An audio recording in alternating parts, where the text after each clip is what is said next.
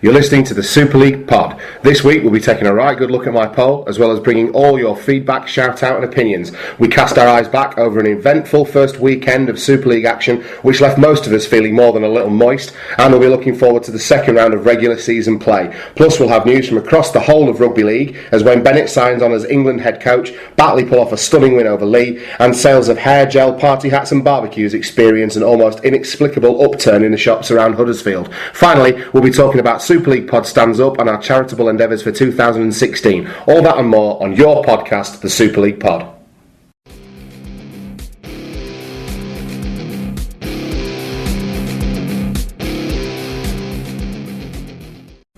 Okay everyone, welcome along to Super League Pod. It's episode 87. As per usual, I'm joined in the podcast studio by Mr. Mark Illingworth. How's it going, Mark? Hey Tom, good, yeah? I thought you'd say, I think it was damp rather than moist, but you know, I get what you were going for. You see what I was trying to achieve there? But yeah, good times. Did you have a good week this week? Yeah, I've had a busy week, actually, kind of, as things have panned out, other stuff has cropped up. I was busy on Wednesday night.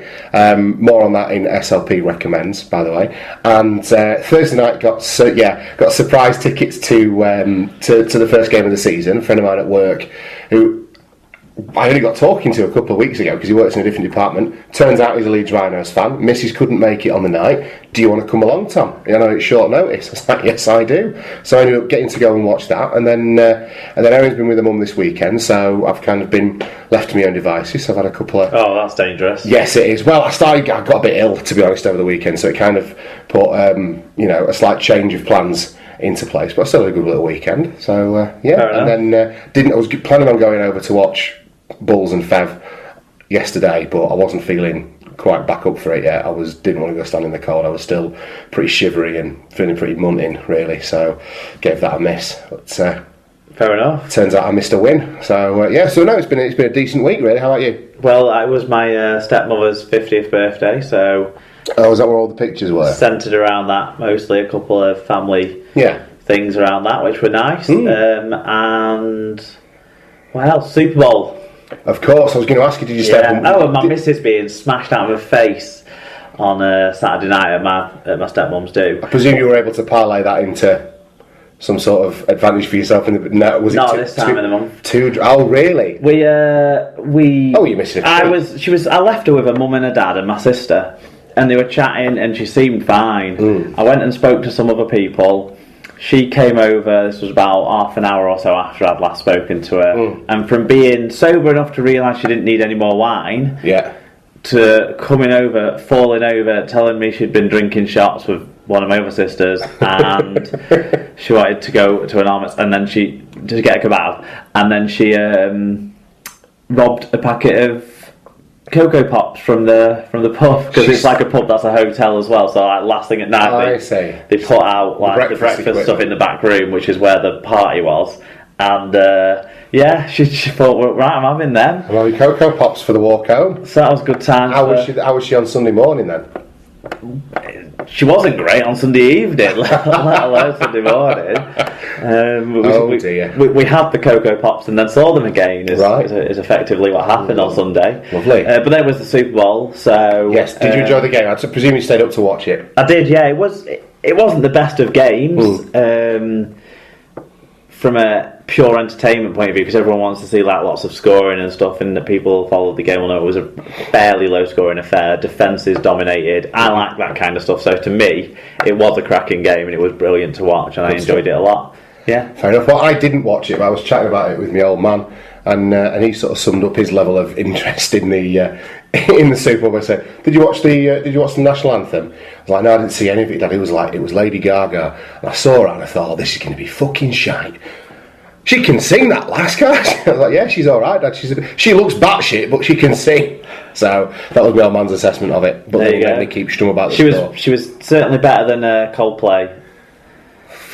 Few things are worse than Coldplay, though. And the whole paraphernalia around that, I would say. Right, I'm not seeing any of it, but yeah, you've said Coldplay, so that's That's the key to switch off for me most of the time when people bring that dirge up. Well, then let's move on to the feedback and shout-outs. Wonderful, because we've got plenty. Track. Absolutely, well, we've got plenty from this week, haven't we, as well? First episode back, and people have rocked up with some serious feedback.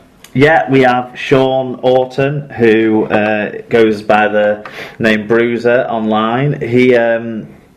He said, just got to the part of Super League Pod where Mark Hill talks about accidentally booking into a swingers hotel in Leighton Buzzard. Yeah, I've got to be honest, Sean, up in Blackpool, there's plenty of swingers hotels. You wouldn't need to go quite so far away as Leighton Buzzard if you wanted to check into one. He's only got a cab ride up the road to take care of that need.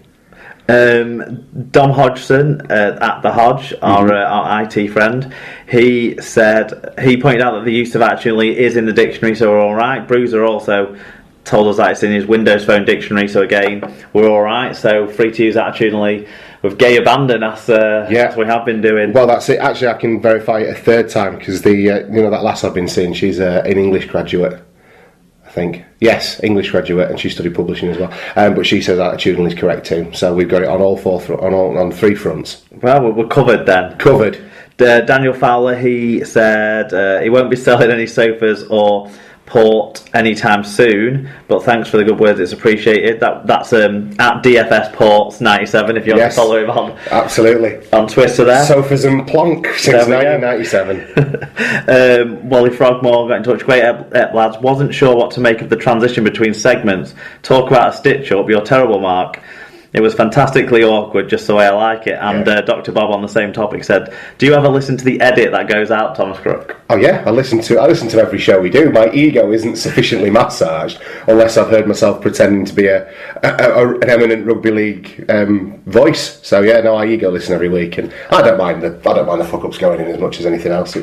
I normally don't listen, but I actually caught it on Rugby League Internet Radio 2 mornings in a row this week when I was on my way to work, and I thought I'll put this on, and it was on Wednesday and Thursday, I think. What did they do about our language at that time of day then? It's a private broadcast, isn't it? Anything goes on Rugby League Radio, isn't it? It's a private broadcast, it's not Ofcom regulated and stuff, so there you go. So we're there in our full one. I feel like I could bring so much more to the airwaves. I think we're pushing the envelope as it is. Can we not do Super League Pod TV shows again? Well, it was good, wasn't it? When I listened to it back, I did try and edit it. It was impossible. Yeah, because what happened is you realise halfway through a word, not even like a closing off point. Yeah. If you'd have finished the word you were saying, I could have closed it off and then done the music and then started again. Yeah. But you didn't give me that opportunity. It did actually. Having chatted to Matt a little bit about this sort of privately, or it might have been on our Twitter feed. I reckon we could probably get away. Like the next thing we do in terms of Super League Pod merchandise will be Fuck a Tramp T-shirts. If they knew the amount of outtakes from last series of Fuck a Tramp, every time you mess up the intro, which is every time. I feel like I'm getting pretty good at these intros.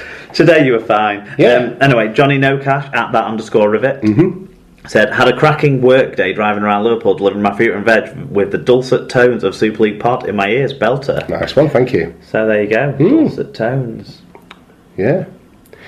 I'm taking that as a compliment. Well, it's meant to be. I'm choosing to believe he's not typing sarcastically. Well, I'll just take it as the first meaning in the dictionary, which is soft and soothing, rather than the second one, which is sarcastically saying that they're a bunch of noisy bellends. Yeah, exactly. Who never shut up.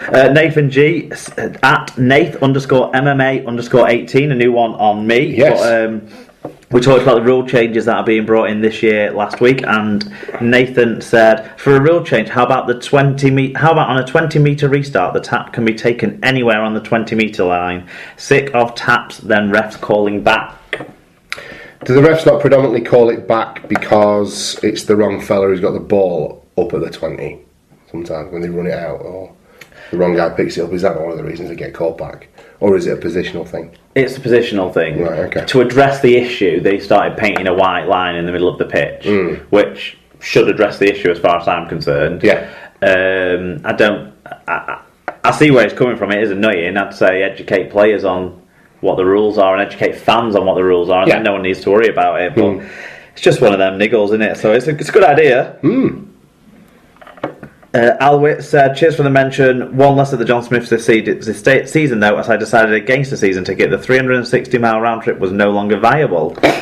We'll get to the games I can and watch on TV and listen on radio. We'll watch the All Goals, as that's about half an hour away. Nice one. Great show, as always. Typical that the big news confirmed the day after recording. Yeah, later. Yeah, we were chuffed about that too, Al.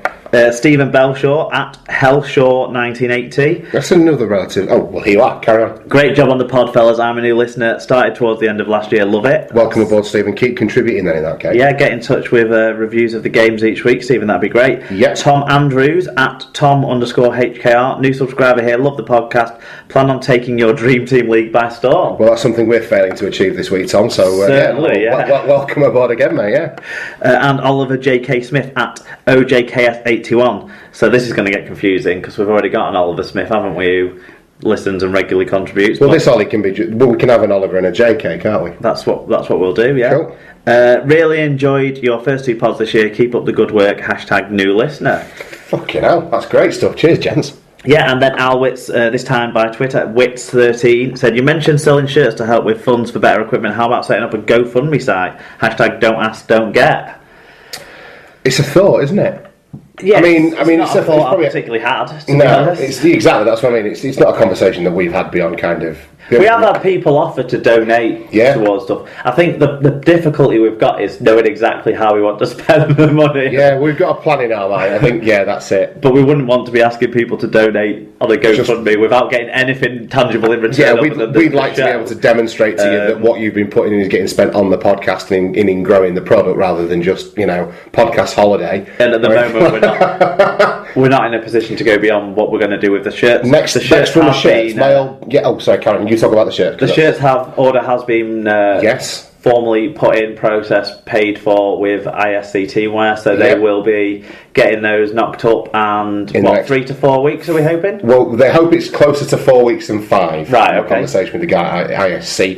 This time of year is particularly busy for them because obviously it's the start of the season and lots of people want kits, but he did say there was something about ours that meant it would be easier to do. I presume it's because it's fan jerseys rather than sort of the fitted playing jerseys. But the order's been in, the invoice has been rather just the replica style rather than the player something style. Exactly. So we've been in touch with them. So they're on the way. The next batch that we do with those, my old dear wants to get one for me dad. It's like you could have come with me with this like 3 days ago. 3 days ago, Isabel. We'd have had a great laugh. Yeah. Anyway, so we've got one lined up for the next batch that we do. That's good. I think we've got another 3 or 4 pending as well, haven't we? People who couldn't quite get it in time this month. Yeah. So hopefully there will be a second run, but keep declaring your interest if you want one, so then we can definitely firm up if there will be a second run or not, because with these things so, if nothing else, to the middle part of the year we'll have a big push on it again, can't we? And see how we do. Willows Road at Willows Road. Looking forward to the Tom's pole gags for the whole year. Not as much as his eyes face. There you go. We'll be riding Tom's pole as hard as we can all year long. All year long, yeah, absolutely. Mr. Jeff Jefferson asked, if you put a stocking out for Christmas Eve, what do you put out on Super League Eve? He asked us this on Super League Eve last Wednesday. I see. I don't really know. I can't immediately think of a witty answer to this.